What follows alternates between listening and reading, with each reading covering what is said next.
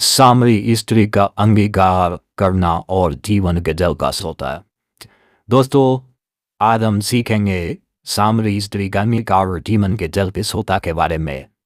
दोस्तों, जीवन के जल के सोता है तो अर्थ है संपूर्ण संतुष्टि और संपूर्ण तृप्ति और एक भरपूरी का जीवन का होना, भरपूरी के जीवन को प्राप्त करना। दोस्तों, यदि आप मसीह में हैं और अभी तक आपको संपूर्ण संतुष्टि नहीं मिली है और आपका अंदर अभी भी कुछ और जानने की चाहत और प्यास है, तो दोस्तों अभी तक आपके अंदर का वो जीवन बदलता सोता नहीं फूट निकला है, क्योंकि जिसके अंदर जीवन का जल का सोता फूट निकला वो अब यीशु के अलावा किसी और को जानने की चाहत नहीं रखता, वो किसी और को जानने की इच्छा नहीं रखता, क्योंकि उसके अंदर से जीवन का जल का सोता बह रहा है। दोस्तों, ये घटना जो है लगभग जो हुई वो शामली नगर के नज़दीक सुखार नगर में हुई, और यीशु जो है अपने चेलों के साथ यहूदिया से गलील को जा रहा था, और सामरिया से होकर जाना आवश्यक इसलिए था क्योंकि ये रास्ता सबसे छोटा था और यहूदिया और गलील के बीच में ये नगर उस रास्ते में पड़ता था, और यीशु वहाँ से होकर जा रहे थे। दोपहर का समय था, यीशु कुएं के पास जाता बैठ गए और वहाँ पर चेले जो है शहर में खाना लेने चले गए और यीशु उसी जगह में बैठ गए। पर चेले खाना लेने शहर क्यों चले गए और यीशु वहाँ क्यों रह गए? क्योंकि यीशु पूरे दिन बाद सुसमाचार सुनाने वाले थे। वो लोगों को जीवन देने के लिए जा रहे थे।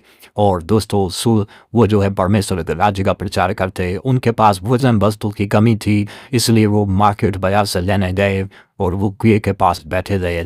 दोस्तों, इतने में जब वो बैठे थे तो वहाँ पर एक सामरी स्त्री आ गई और जो है उनको प्यास लगी और उनके पास कोई बर्तन नहीं था, पर यीशु ने उससे एक स्त्री से पानी मांगा और ये वार्तालाप वहीं से शुरू हुई, क्योंकि वो सामरी स्त्री थी सामरी नगर की, और जो है उसकी वेशभूषा ट्रेडिशनल कल्चर अलग था, पहनावा ओढ़ना, और यीशु का अलग था। यहूदी लोगों का पहनावा अलग होता था और सामरी लोगों का अलग। स्त्री ने देखते ही कपड़ों से जान लिया कि ये यहूदी है, और जब वो पानी मांगा तो मना कर दिया। दोस्तों, और कैसे करके एक स्त्री जो एक साधारण स्त्री थी, जिसका चाल चलन अच्छा नहीं था, जिसकी गवाही अच्छी नहीं थी और जिसको नगरवासी लोग अच्छे नहीं मानते थे, वो स्त्री जो है कैसे एक इतनी बड़े जो है जीवन का सोता बन गई और कैसे उसके जीवन में वो सोता बहने लगा। दोस्तों, आइए उस ठोस बात पर हम फोकस करें। दोस्तों, जब वो वार्तालाप हुई और यीशु ने उसके जीवन की वो बात बताई जिसको सिर्फ वो जानती थी, और यीशु तो उससे पहली बार मिल रहा था।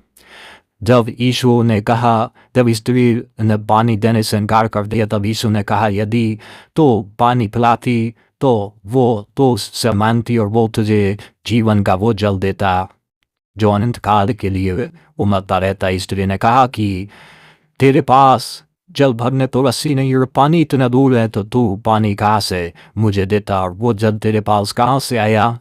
और यीशु ने कहा जो वो ये जल पिएगा वो फिर प्यासा होगा, जो जल मैं उसे दूंगा वो फिर कभी अनंत काल तक प्यासा ना होगा। दोस्तों, ये वही जीवन का जल था, और यीशु ने ऐसे क्यों कहा कि वो फिर कभी प्यासा ना होगा? ये कौन सी प्यास थी? ये वही प्यास थी यीशु जो उससे कह रहे थे जब बोले कि जा तू अपने पति को बुला ला और मैं तुझे जो है वो जल दूंगा। स्त्री ने कहा मेरा कोई पति नहीं है। तब यीशु ने कहा तो ठीक कहती, क्योंकि तो 5 पति कर चुकी है, और जो है वो 1 के बाद 2, 2 के बाद 3, 3 के बाद 4, 4 के बाद 5, 5 पति, और शायद 5 के बाद भी छठा पति करती, छठे के बाद भी 7वां पति करती। और यही वो प्यास थी जो उसके अंदर बुझ नहीं रही थी। इसी के विषय में यीशु ने कहा था कि वो फिर कभी प्यासा ना होगा और फिर और कोई चाहत नहीं रहेगी, संसारिक भूख, शारीरिक भूख,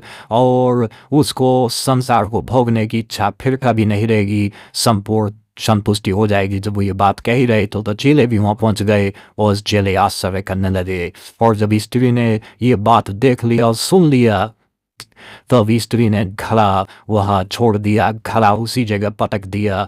घड़ा पटकने का अर्थ दोस्तों क्या है जानते हैं? वो वर्तमान में क्या काम कर रही थी? वो वर्तमान में उसका उद्देश्य था अपनी ज़रूरतों को पूरा करना, अपने घर की सुख सुविधाओं को उपलब्ध कराना और अपने लोगों के जो है वो शारीरिक तौर से ध्यान रखना। और वो जो है पानी भरने के लिए आई थी, लेकिन उसने वो घड़ा पटक दिया। घड़ा पटकने का अर्थ क्या है जानते हैं? वो जो वर्तमान में कर रही थी उसने अपनी उस कार्य को छोड़ दिया, अपनी उस कार्य को त्याग दिया और वो कार्य को छोड़ करके उसने जो है उन संसारिक चिंताओं को छोड़ दिया, उन संसारिक वस्तुओं को जो है जुटाने के पीछे जो लगी थी उसको छोड़ दिया और उसने यीशु के मिशन को ले लिया और यीशु के दर्शन पर निकल चुकी और यीशु के दर्शन को पीछे निकल पड़ी, क्योंकि यीशु का यही तो उद्देश्य था। यीशु ने अपने चेलों से कहा कि देखो फसल तो पक्की है और जो है झुक रही है। और यीशु ने सामने स्त्री के बातों के दरमियान में फसल की कटनी की बात भी कही दोस्तों। और ये वही घटना थी, यीशु को मजदूर चाहिए थे और सामरी स्त्री वो मजदूर साबित हुई। दोस्तों आपके अंदर भी वो जीवन का जल का सोत फूट सकता है, आपके अंदर भी वो जीवन का जल बह सकता है। आप जो है अपने अंदर वो बदलाव लाइए जो सामरी स्त्री ने लाया। सबसे पहले सामरी स्त्री ने अंगीकार किया यीशु को एक भविष्यद्वक्ता करके और एक मसीहा, एक छुड़ाने वाला, एक मुक्तिदाता उद्धारकर्ता करके उसने विश्वास किया और उसने जो है अपने वर्तमान काम छोड़कर यीशु के मिशन पर निकल गई। और तब उसके जीवन से वो जीवन का जल बहने लगा और हजारों लोगों ने उस जल को पिया और यीशु पर विश्वास किया। दोस्तों वो स्त्री आम से एकदम खास बन गई। दोस्तों आज की वीडियो में इतना ही। हमारे साथ जुड़ने के लिए बहुत धन्यवाद।